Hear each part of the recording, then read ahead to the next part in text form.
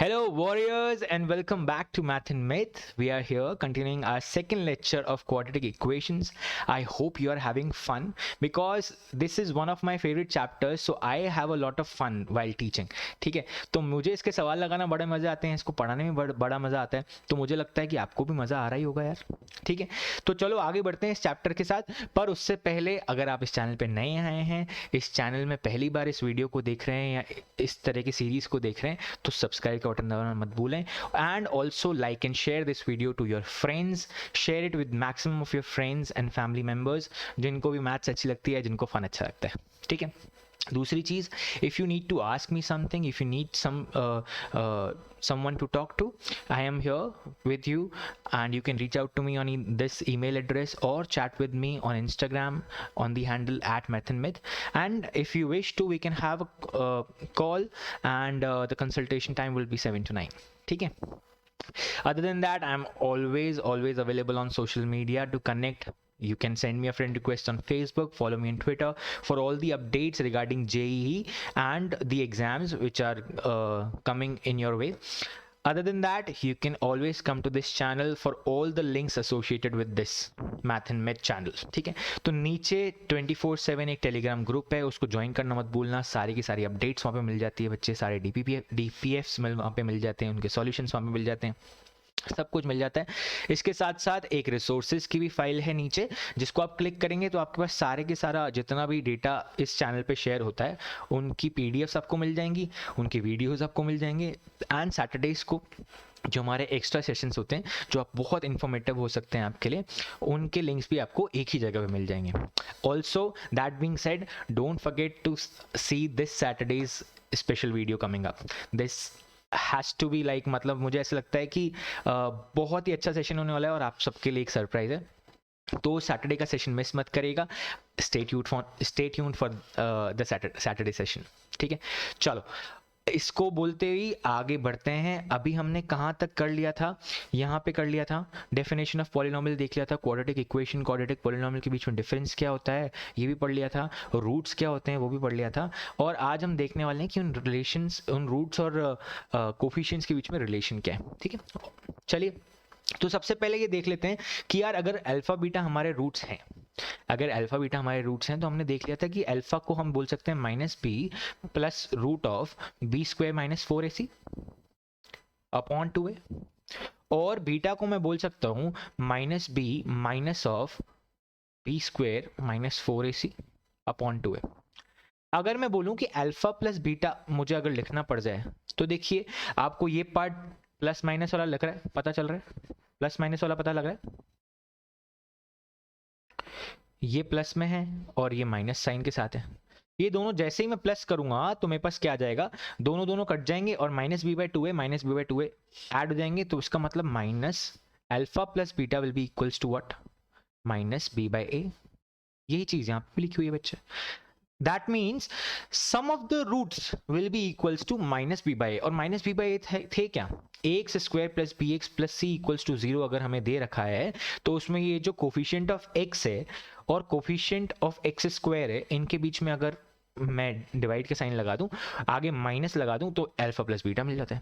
That is sum of the roots is basically minus of coefficient of x upon coefficient of x². बात समझ में आ गई बच्चे? तो ये बेसिकली रिलेशन है कोफिशिएंट और coefficient of x and coefficient of x² respectively with the roots of the equation. इन्हीं इक्वेशन के रूट्स है ना अल्फा बीटा भी, तो ठीक है, यही चीज हमने देखी थी. अच्छा, साथ के साथ अगर मैं अल्फा बीटा को मल्टीप्लाई कर दूं तो क्या दिख रहा है? अगर आपको दिख रहा है तो मुझे साफ साफ पता चल रहा है ये a plus B into a minus B के फॉर्म में बनेगा. देखो इसमें a जो है ये -b की तरह काम करेगा, और ये जो b है b² - 4ac है, वो b की तरह काम करेगा. तो ये a plus B into a minus B की फॉर्म में दिख रहा है कि नहीं? बिल्कुल दिख रहा है. तो इसका मतलब यहाँ पे क्या हो जाएगा, a² - b². ठीक है ना, a² - b² दिख रहा है. अब a² - b² मतलब b² माइनस ऑफ इसका स्क्वायर मतलब b² - 4ac, रूट के अंदर से हटा दिया, और नीचे तो 2a इंटू 2a आएगा तो 4a² हो जाएगा. ठीक है, अब अगर जैसे ही मैं इसको खोलूंगा तो alpha beta will be equals to what, B square minus B square cancel, minus minus के साइन की वजह से आ जाएगा 4ac अपॉन 4a स्क्वायर। तो ये 4 कैंसिल, ए कैंसिल, नीचे क्या बच जाएगा हमारे पास c by a। That is, if I take the product of the roots, that is alpha into beta, that which comes in the form of coefficients या constants के form में आएगा, वो आएगा constant term upon coefficient of x square, c by a। तो इसका मतलब relation of product of the roots with the coefficient of the equations क्या हो जाएंगे कि product of the roots आएंगे alpha beta और उनका relation बोल सकता हूँ मैं constant upon coefficient of x square। बात समझ में आ रही है बच्चे? coefficient of x square, this is clear? Is this clear to all of you? तो ये चीज बोलने वाला हूँ बच्चे कि यार सम ऑफ द रूट्स अगर कहीं पे लिखे हुए हैं, आपको ये चीज पहले भी पढ़ाया जा चुका है, ठीक है, 10th में आप पढ़ के आ चुके हो कि कोफिशिएंट्स को किस तरह से रिलेट किया जा सकता है रूट्स के साथ। तो एक और बार रिवाइज कर लिया हमने, चलो आगे बढ़ लेते हैं। तो ये दोनों ही चीजें बहुत इंपॉर्टेंट है, याद रखिएगा बच्चे। इसी से रिलेटेड कुछ क्वेश्चंस कर लेते हैं। ये क्या बोल रहा है? The roots of the equation x square minus B x plus C equals to 0 be two consecutive integers, then find the value of B square minus 4c। ठीक है, तो इस एक्सप्रेशन की वैल्यू बतानी है और हमें उसने बोल रखा है कि यार जो हमारे पास दो रूट्स हैं अल्फा बीटा, ये कॉन्जिक्यूटिव है। तो कॉन्जिक्यूटिव है तो मैं क्या बोल सकता हूँ, beta will be equals to alpha plus 1। अल्फा को छोटा मान लिया और बीटा को बड़ा मान लिया, बोल सकता हूँ। मेरे पास ऐसा कोई कंस्ट्रेंट तो है नहीं, तो मैं अपने हिसाब से मान लिया। तो इसका मतलब मेरे पास दो रूट्स कौन से आ गए, अल्फा और अल्फा प्लस 1 आ गया। कॉन्जिक्यूटिव रूट्स बोले ना उससे, कॉन्जिक्यूटिव इंटीजर्स बोले। तो यहां से जैसे ही कॉन्जिक्यूटिव इंटीजर्स बोले तो मैं अल्फा प्लस बीटा को क्या लिख सकता हूँ बच्चे, अल्फा प्लस बीटा को लिख सकता हूँ alpha plus 1 that is equals to 2 alpha plus 1। और उसी तरह से अल्फा बीटा को क्या लिख सकता हूँ, alpha into alpha plus 1 that is alpha square plus alpha, ये भी लिख सकता हूँ। अच्छा, तो अगर ये चीजें लिखी हुई है तो उसने मुझसे पूछा क्या है, बी स्क्वायर माइनस 4c। अच्छा, यहाँ पे a जो है 1 है तो बी स्क्वायर माइनस 4ac ही पूछ रहा है, ठीक है। Then the value of B square minus 4ac।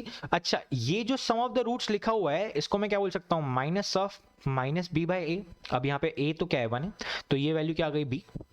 और इस चीज को क्या बोल सकता हूँ, प्रोडक्ट ऑफ द रूट्स को अभी अभी देख के आए c बाई ए, तो c क्या है यहाँ पे, c ही है, ठीक है। तो अब ये पूछ रहा है बी स्क्वायर माइनस 4c की वैल्यू, तो बी स्क्वायर यहां से वैल्यू क्या आ जाएगी, 2 अल्फा प्लस 1 का whole square minus 4 into alpha square plus alpha. इसको एक बार देख लेते क्या आएगा, 4 alpha square A square plus B square plus 2ab, ऐसे आता है minus 4 alpha square minus 4 alpha. तो ये 4 अल्फा गया यहां से, तो यहां से ये 4 अल्फा गया, ये 4 अल्फा स्क्वायर गया, और हमारे पास आंसर क्या बच गया, हमारे पास सिर्फ और सिर्फ ये बच गया। तो यहां से हमारे पास आंसर क्या आ जाएगा बच्चे, equals to 1। The value of B square minus 4ac will be equals to 1। Is it clear? ठीक है बच्चे, okay. B square minus 4ac की वैल्यू क्या आ जाएगी, 1। चलिए आगे बढ़ते हैं, एक और क्वेश्चन देख लेते हैं इससे रिलेटेड। ये क्या बोल रहा है, if alpha beta are the roots of the equation 3x square minus 8x plus 3 equals to 0, then the value of this is equals to, ठीक है। अब ये कोई एक्सप्रेशन यहाँ पे दे रखा है बच्चे, यहाँ पे ये एक्सप्रेशन दे रखा है 3 अल्फा माइनस 2 की पावर 5 और 3 बीटा माइनस 2 की पावर 5 में।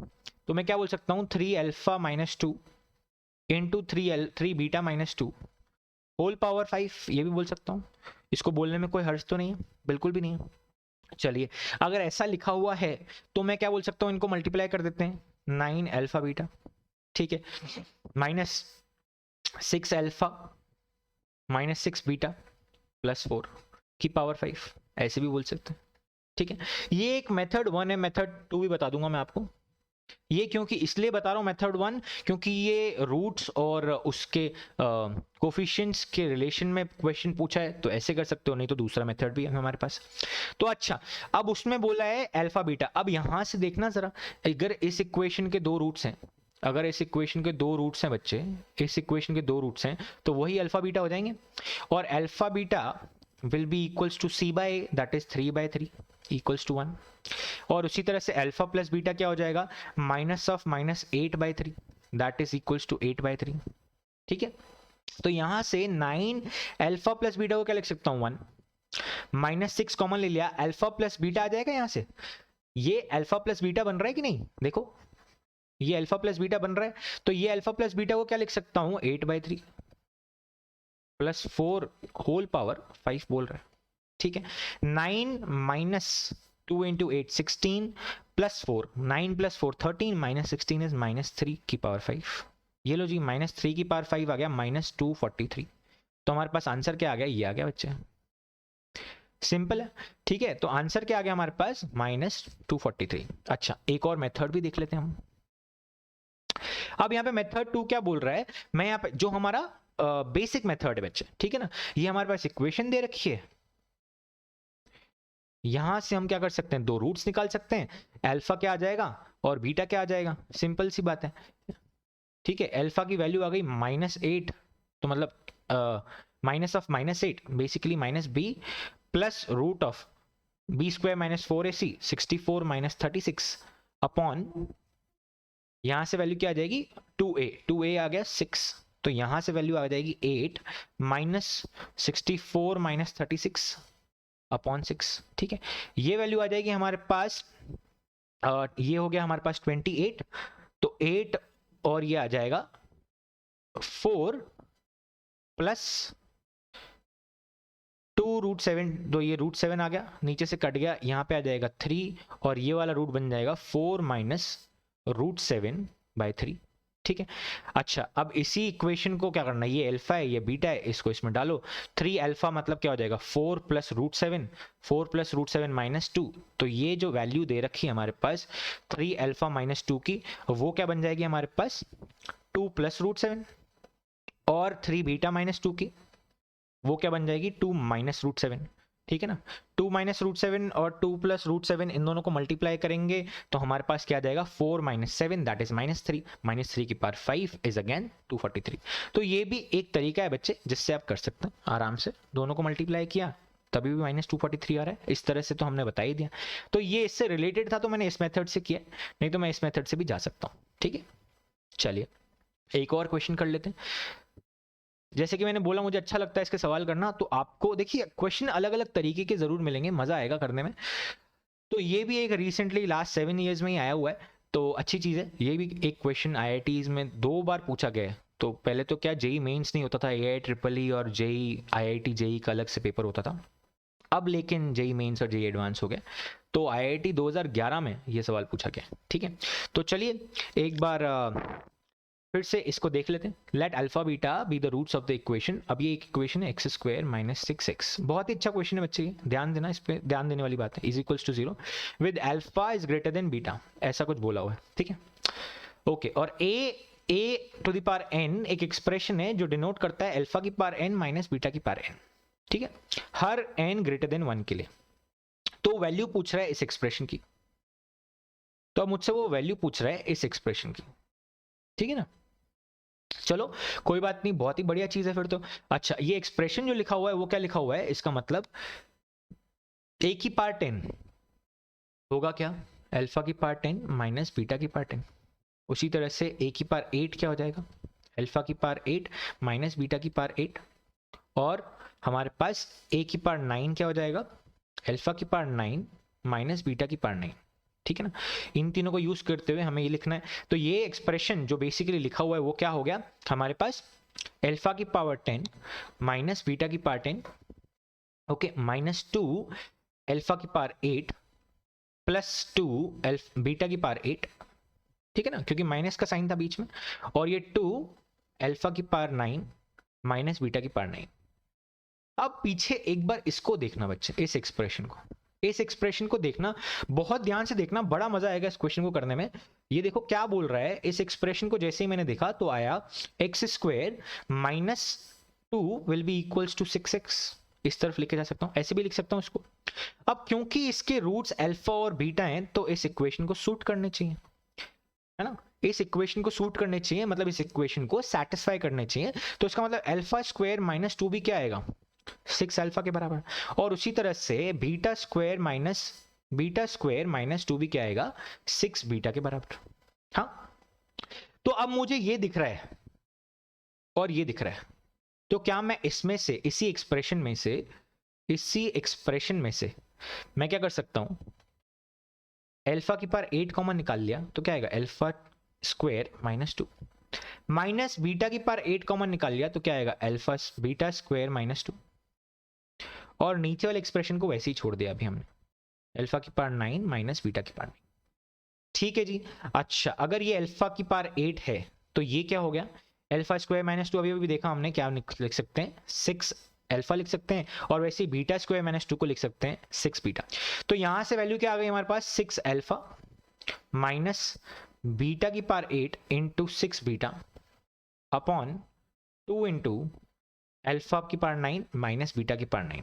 ठीक है यही चीज मैं क्या बोल सकता हूं अब ये लो जी अब तो बहुत ही अच्छी चीज हो गई 6/2 आ गया हमारे पास अल्फा की पावर 9 अल्फा की पावर 9 कॉमन आ गया ये लो तो हमारे पास आंसर क्या आ गया सॉरी 6/2 है 6/2 इंटू अल्फा की पावर 9 माइनस बीटा की पावर 9 अपॉन अल्फा की पावर 9 माइनस बीटा की power 9 hence this is gone answer will be 3।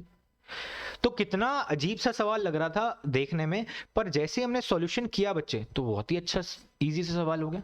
तो बस बढ़ते हुए जाना है और इस तरह के क्वेश्चन हमारे साथ आराम से हो सकते हैं। मेरे ख्याल से फिर से ये क्वेश्चन एक बार आ सकता है जैसे ये बढ़ रहा है ना वैसे फिर से एक बार सवाल आ सकता है तो ध्यान रखना बच्चे। ठीक है चलिए एक और बार आगे बढ़ते हैं। अब देख लेते हैं relation between roots and coefficients. तो हमने देख लिया कि हाँ भाई अल्फा प्लस बीटा जो है हमारे पास B by minus B by A होता है और अल्फा बीटा की वैल्यू हमने देख ली कि भाई सी बाय ए होती है। ये चीज हमने अभी तक देख रखी है बच्चे। अच्छा उसी तरह से मैं क्या बोल सकता हूँ अल्फा प्लस बीटा के होल स्क्वायर की वैल्यू क्या हो जाएगी B square minus C square B square by A square.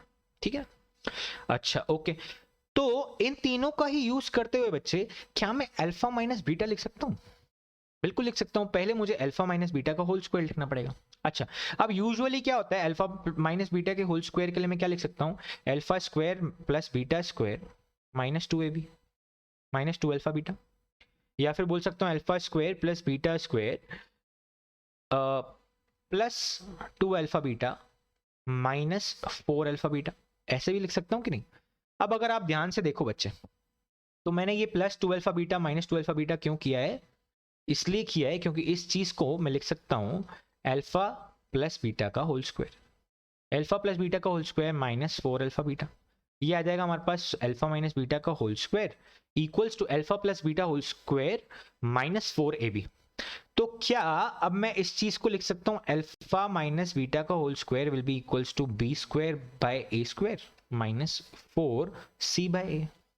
LCM लेने पे what will I get alpha minus beta whole square will be equals to B square minus 4ac upon A square. क्या ये दिखा दिखा लग रहा है ये तो मुझे कहीं का रिश्तेदार लग रहा है मेरा बिल्कुल लग रहा है। क्यों बोल रहा हूं ऐसा क्योंकि ये क्या है बच्चे ये तो डी ही लिखा हुआ है डिस्क्रिमिनेंट ही लिखा हुआ है। ठीक है तो बात ये समझ में आई कि अगर अल्फा माइनस बीटा का होल स्क्वायर मुझे डी बाय ए दिख रहा है तो क्या मैं अल्फा माइनस बीटा का mod equals to root of D by A लिख सकता हूं बिल्कुल लिख सकता हूं। यहां पे मॉड लगाने का कारण क्या है बच्चे क्योंकि स्क्वायर को जैसे ही हम रूट में कन्वर्ट करते हैं तो हमारे पास मॉड आता ही है। और दूसरा डिफरेंस ऑफ द रूट्स के लिए कौन सा बड़ा है कौन सा नहीं उसको देखने के लिए भी मुझे ये एक्सप्रेशन मॉड में लगाना पड़ेगा। तो डिफरेंस ऑफ द रूट्स बच्चे आ जाएगा हमारे पास रूट डी बाय ए। बात समझ में आ गई root D by A will be the difference of the roots. इसी तरह से आप कुछ भी अब डिराइव कर सकते हो। आपके पास अल्फा प्लस बीटा है और अल्फा माइनस बीटा भी है ठीक है ना अल्फा प्लस बीटा भी है अल्फा माइनस बीटा भी है तो इससे मैंने मॉड के अंदर ही लगाया ये ठीक है ना। तो इन दोनों को मल्टीप्लाई करूंगा तो क्या आएगा alpha square minus beta square दोनों के लिए वैल्यू क्या आ गई B minus B by A into root of D by. Clear बात समझ में आ गई बच्चे। उसी तरह से मैं क्या बोल सकता हूं मुझे निकालना है alpha square plus beta square सिर्फ तो मैं क्या बोल सकता हूं alpha plus beta whole square minus 2 alpha beta. तो यहां से वैल्यू क्या आ जाएगी अल्फा प्लस बीटा की वैल्यू क्या आ जाएगी बच्चे alpha square plus beta square की वैल्यू क्या आ जाएगी बच्चे हमारे पास आ जाएगी अल्फा प्लस बीटा का whole square that is b square by A square minus 2c by A या फिर बोल सकता हूं B square minus 2ca upon A square. ठीक है बात समझ में आ गई इज दिस क्लियर बच्चे। तो अल्फा प्लस बीटा स्क्वायर आ गया अल्फा माइनस बीटा स्क्वायर आ गया। क्या मैं अल्फा की पावर 4 माइनस बीटा की पावर 4 निकाल सकता हूं बिल्कुल निकाल सकता हूं। इन दोनों को मल्टीप्लाई कर देंगे तो और आ जाएगा। Alpha cube minus beta cube की वैल्यू निकाल सकता हूं, बिल्कुल निकाल सकता हूं। इसकी वैल्यू क्या आती है, alpha minus beta into alpha square plus beta square plus alpha beta. ठीक है, इसको भी सॉल्व करके हम आगे से निकाल सकते हैं। अल्फा माइनस बीटा की वैल्यू क्या, रूट डी बाई ए, ये भी मॉड के अंदर रख दो।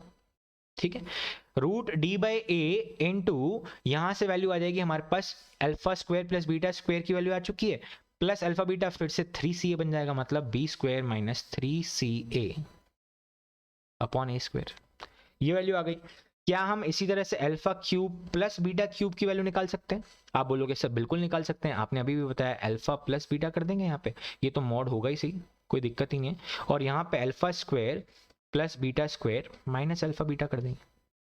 ठीक है, यहाँ पे माइनस अल्फा बीटा कर देंगे तो वैल्यू क्या आ जाएगी हमारे पास, alpha plus beta that is minus B by A, और alpha square plus beta square की वैल्यू ये रही, और यहाँ पे माइनस ये कर दिया तो यहाँ से वैल्यू हमारे पास आ जाएगी, एक मिनट, यहाँ पे तो प्लस अल्फा बीटा था ना, ये तो प्लस अल्फा बीटा है भाई, प्लस अल्फा बीटा में क्या हो जाएगा, यहाँ पे हो जाएगा b square plus c a, यहाँ पे हो जाएगा b square minus 3ca by a square. ठीक है बच्चे, बात समझ में आ गई? तो इसी तरह से किसी भी एक्सप्रेशन का आप आराम से निकाल सकते हैं अगर हमारे पास, मोस्ट इंपॉर्टेंट चीज यहां पे क्या थी,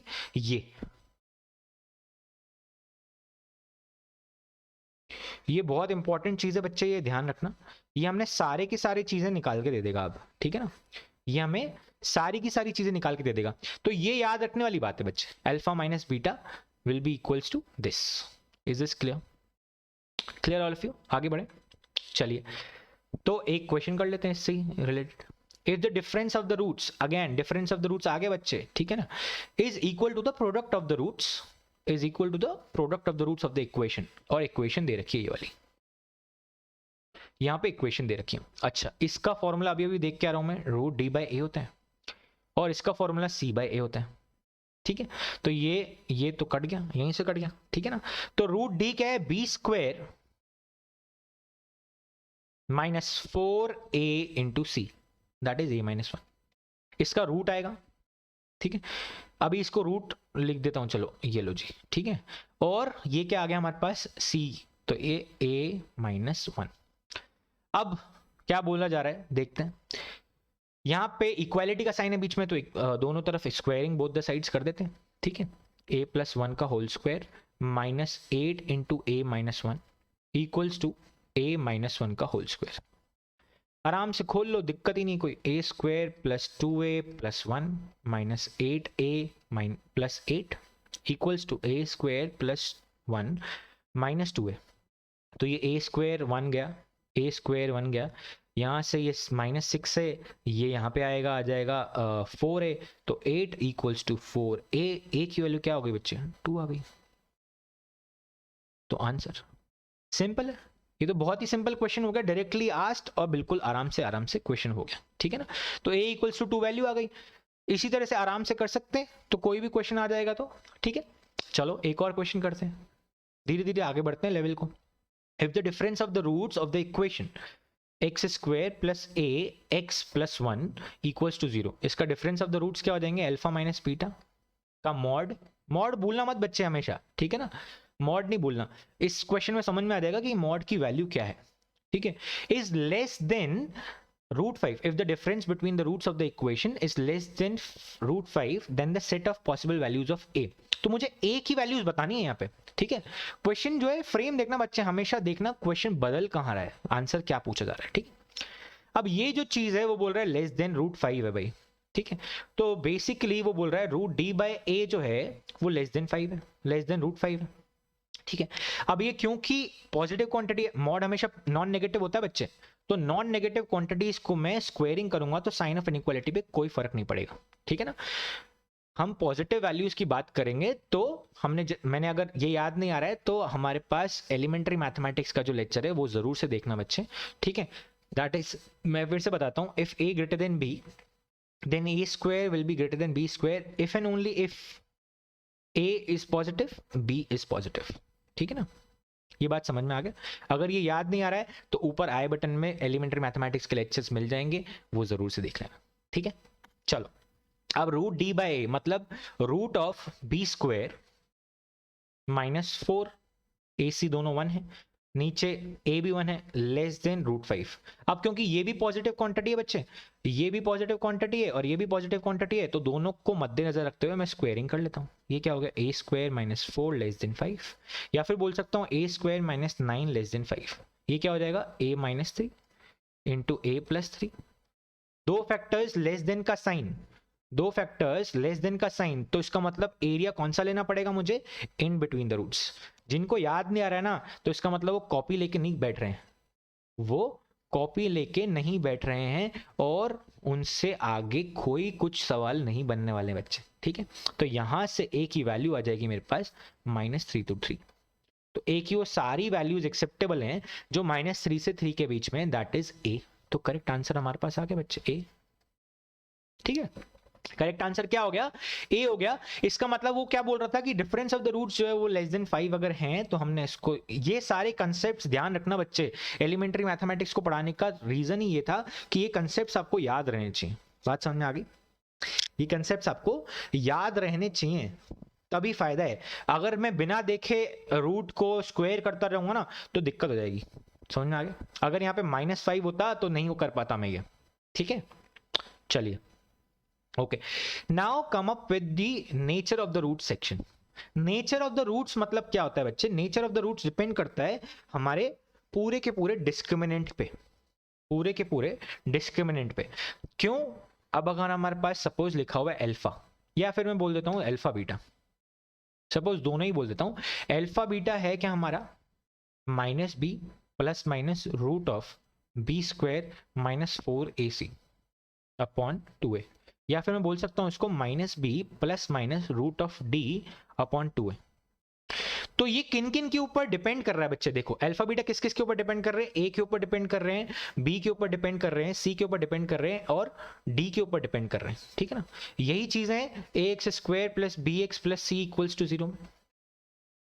तो जैसा नेचर ए बी सी और डी का होगा, वैसा ही नेचर हमारे रूट्स का होगा बच्चे, वैसा ही नेचर हमारे रूट्स का होगा। नेचर मतलब इमेजिनरी हो सकते हैं, इरेशनल हो सकते हैं, रैशनल हो सकते हैं, इक्वल हो सकते हैं, ठीक है। ऐसे रूट्स कब होंगे वो देखने वाली बात है बच्चे।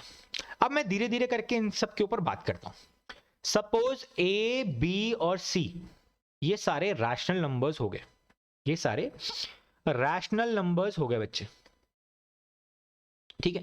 रैशनल नंबर तो हैं और हमारे पास, तो इसका मतलब -b और ये 2 वाला जो 2a वाला एरिया जो है, ये तो सारा का सारा क्या हो गया, रैशनल हो गया, ठीक है। अब इसमें दो बातें हो जाएंगी, ठीक है। या तो हमारा d एक परफेक्ट स्क्वायर हो जाए, या फिर हमारा d जो है एक परफेक्ट स्क्वायर ना हो, ठीक है।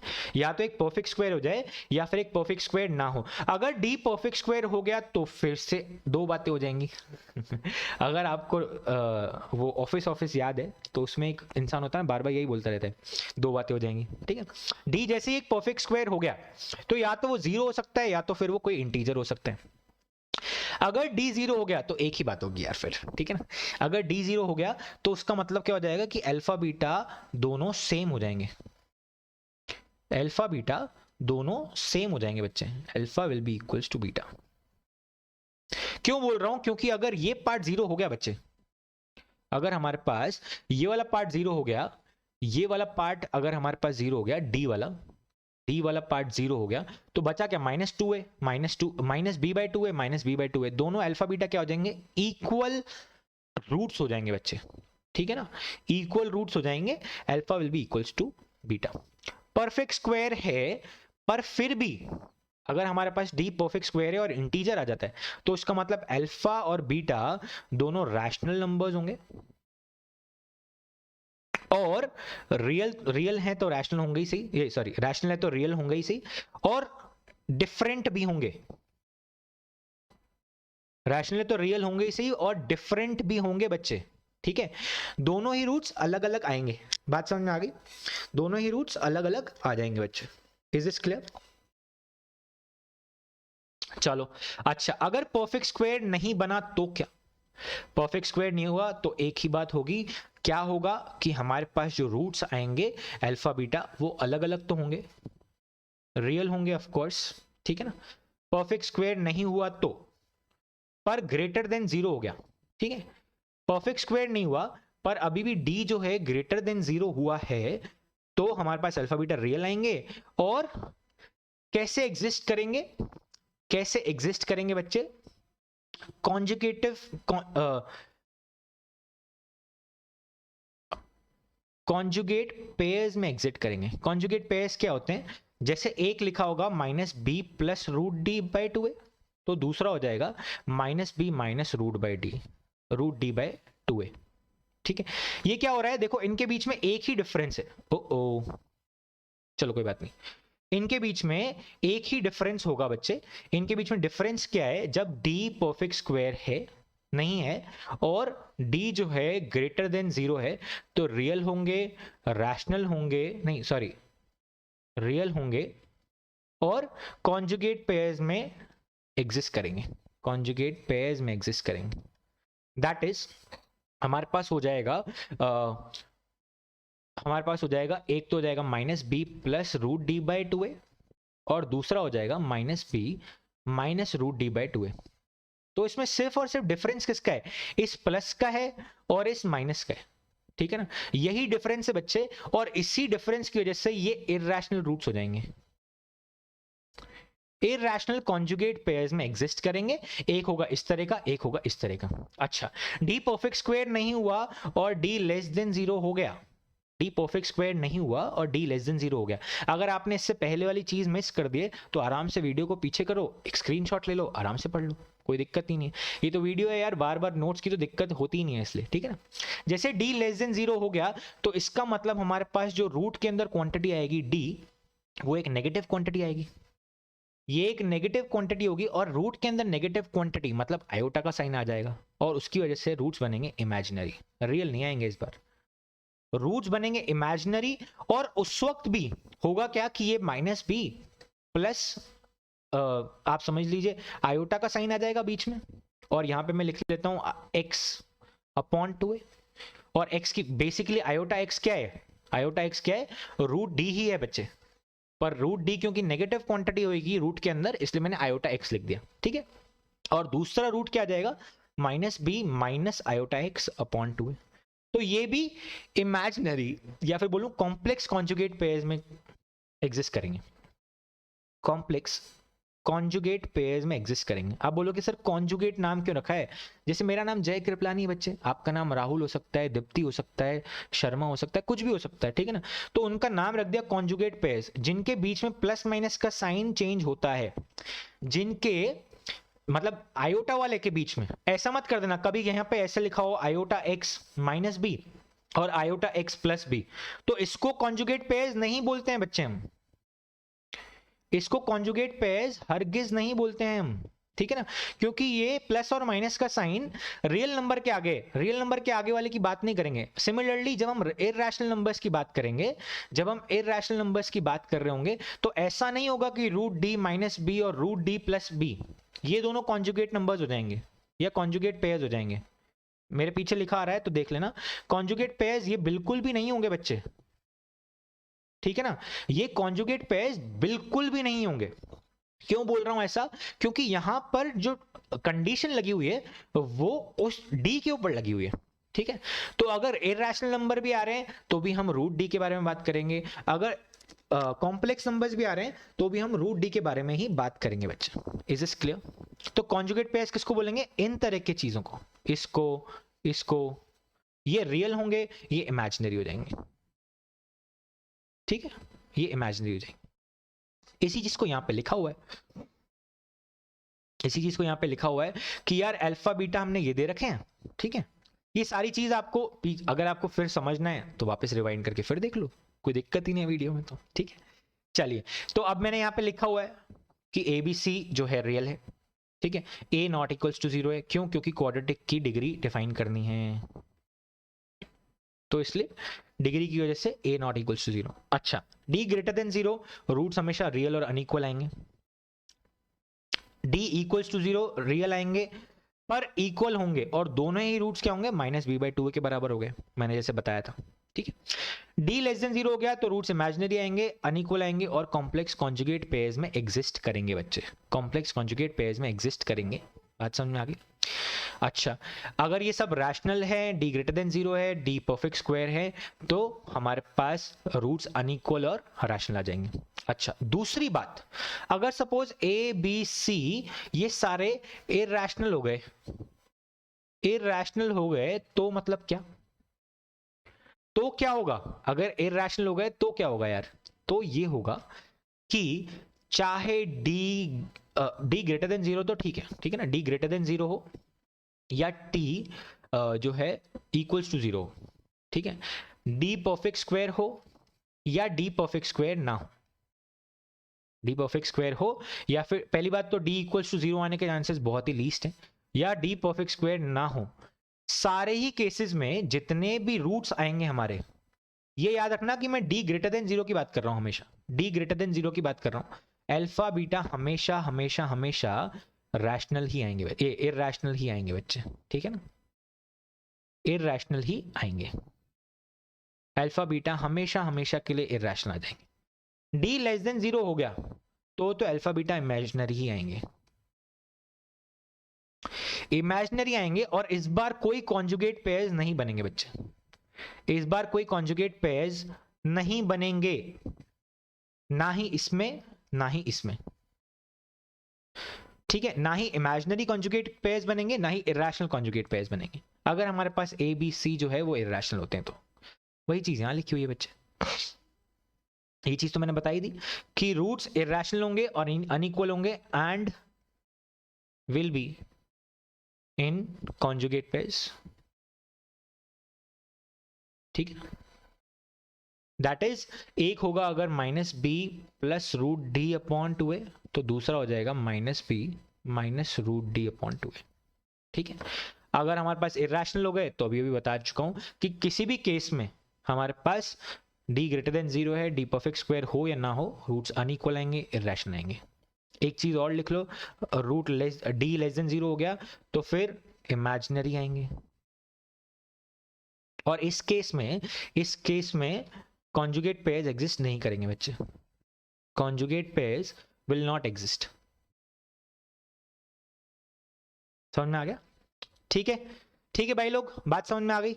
ओके, चलिए आगे बढ़ते हैं, और तो कुछ नहीं है। चलिए एक नोट फिर वापस लिख ली जो मैंने अभी बताया कि कॉन्जुगेट पेयर्स जो होते हैं वो हमेशा इस तरह से एग्जिस्ट करेंगे। तो अगर एक रूट दिया हुआ है अल्फा प्लस आयोटा बीटा, तो दूसरा रूट क्या हो जाएगा? अल्फा माइनस आयोटा बीटा, ठीक है।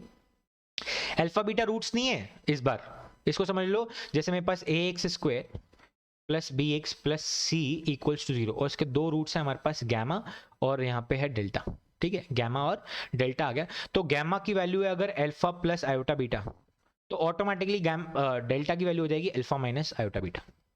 और उसी तरह से अगर गैमा की वैल्यू है हमारे पास अल्फा प्लस रूट बीटा, तो डेल्टा की वैल्यू हो जाएगी अल्फा माइनस रूट बीटा।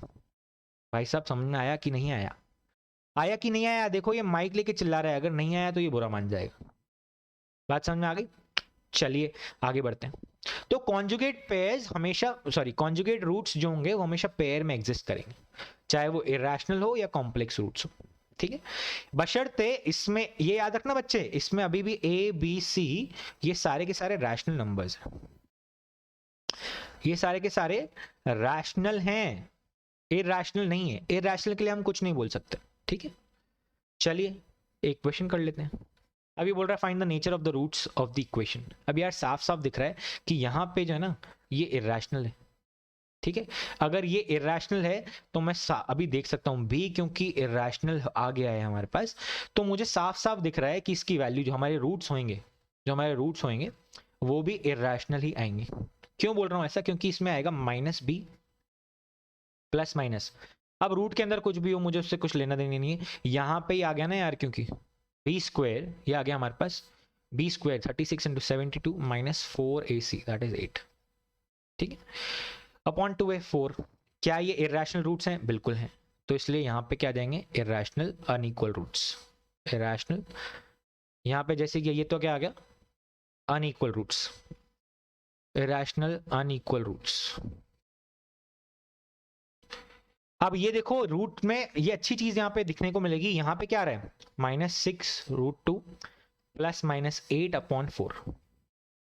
अब देखो इसमें दो रूट्स कौन कौन से हैं, -6√2 -8/4 और दूसरा रूट है -6√2 + 8/4। तो क्या ये कॉन्जुगेट पेयर्स हैं? नहीं, ये और ये कॉन्जुगेट पेयर्स नहीं होंगे, ये कॉन्जुगेट पेयर्स नहीं है बच्चे, ठीक है ना, कॉन्जुगेट पेयर्स नहीं है। Is this clear all of you? Is this clear? ये कॉन्जुगेट पेयर्स नहीं होंगे। चलिए आगे बढ़ते हैं दूसरी इक्वेशन की तरफ। ये बोल रहा है 2x² - 7x + 4 = 0। तो -b + -b² - 4ac, यहां से क्या आ गया, 8 × 2 16, तो यहां से वैल्यू आ जाएगी हमारे पास 33, ठीक है ना। तो ये आ जाएगा नीचे 4, 7 ± √33/4। तो ये कौन से रूट्स आ गए, रियल हैं, रैशनल हैं, नहीं इरैशनल हैं, रियल है, इरैशनल है और कॉन्जुगेट पेयर्स हैं, कॉन्जुगेट पेयर्स हैं, रियल हैं, इरैशनल हैं और कॉन्जुगेट पेयर्स हैं बच्चे। Is this clear all of you? ये बात समझ में आ गई बच्चे? रियल हैं, इरैशनल हैं और कॉन्जुगेट पेयर्स हैं। क्लियर? चलिए आगे बढ़ते हैं। If the roots of the equation x² - 8x plus a² - 6a = 0 are real, then find all the possible values of a. ये बोल चुका है कि रियल है, तो रियल क्वांटिटी हमें कहां कहां आती है? देखो भाई रियल कौन कौन से रूट्स होते हैं, पहले ये देख लेते हैं। रियल इसमें आ रहा है, रियल इसमें आ रहा है, रियल इसमें नहीं आ रहा है। चलिए आगे बढ़ते हैं। रियल अनइक्वल और रैशनल आ रहा है, तो बिल्कुल d > 0, d > 0, d > 0, ठीक है। तो इसका मतलब d > 0 या d = 0 आना चाहिए, d > 0 या = 0 आना चाहिए। इसका मतलब अगर रियल है तो ये कंडीशन होनी चाहिए, तो ये नोट कर लीजिए बच्चे। If roots are real, if roots are given real, then d will be greater than equals to 0। ये कंडीशन याद रख लेना बच्चे, ठीक है ना, ये कंडीशन होती है रियल रूट्स के लिए। चलिए आगे बढ़ते हैं। अगर d बोला गया है d > 0, तो क्या बोल सकता हूं, d क्या होता है हमारे पास, b² - 4 × ac, a यहां पे 1 है, this should be greater than equals to 0। Hence यहां पे क्या वैल्यू आ गई, 64 - 4a² - 24a, sorry +24a greater than equals to 0। यहां से मैं 4 को पूरा का पूरा हटा सकता हूं, बिल्कुल हटा सकता हूं। तो यहां से वैल्यू क्या आ गई, 16 - a² + 6a greater than equals to 0। या फिर इसको बोल सकता हूं a² - 6a - 16 less than equals to 0। मैंने माइनस से मल्टीप्लाई कर दिया पूरी इक्वेशन को, तो साइन ऑफ इनइक्वालिटी क्या हो जाता है बच्चे, चेंज हो जाता है। ये एलिमेंट्री मैथमेटिक्स में पढ़ा चुका हूं, ठीक है। अच्छा, इसके दो रूट्स मुझे साफ साफ दिख रहे हैं, a - 8 और a + 2 लेस देन 0।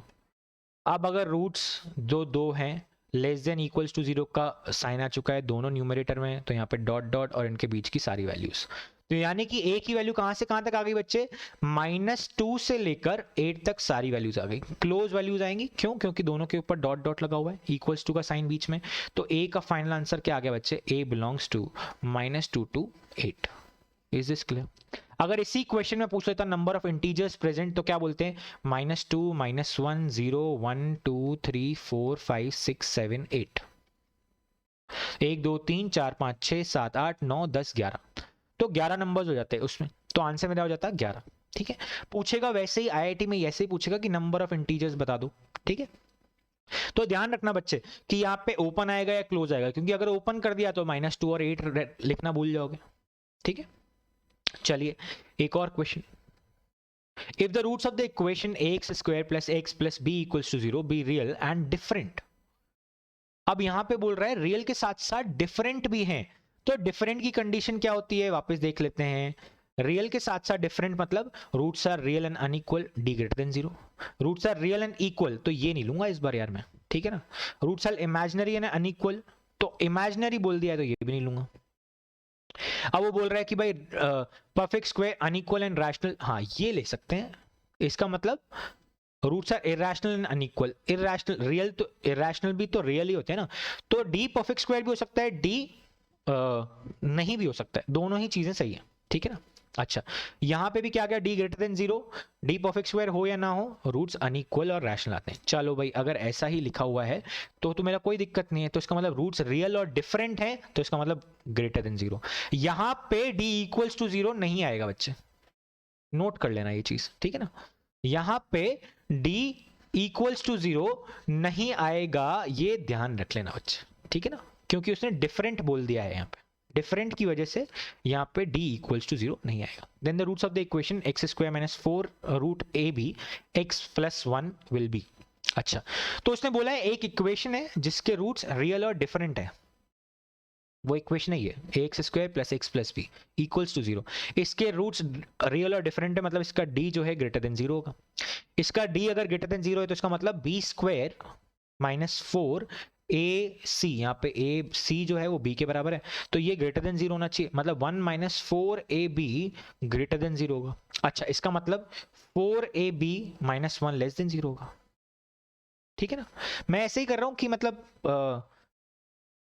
माइनस से मल्टीप्लाई किया तो साइन ऑफ इनइक्वालिटी चेंज हो जाएगा। अब वो मुझसे पूछ रहा है then the roots of the equation x square minus 4 root a b into x plus 1 will be. अब मुझे इसका डी का नेचर देखना पड़ेगा, डी क्या है, उसके हिसाब से रैशनल, रियल, इमेजिनरी, इरेशनल आने चाहिए, ठीक है। तो डी क्या हो जाएगा इस इक्वेशन का, is equals to zero, d क्या हो जाएगा, बी स्क्वायर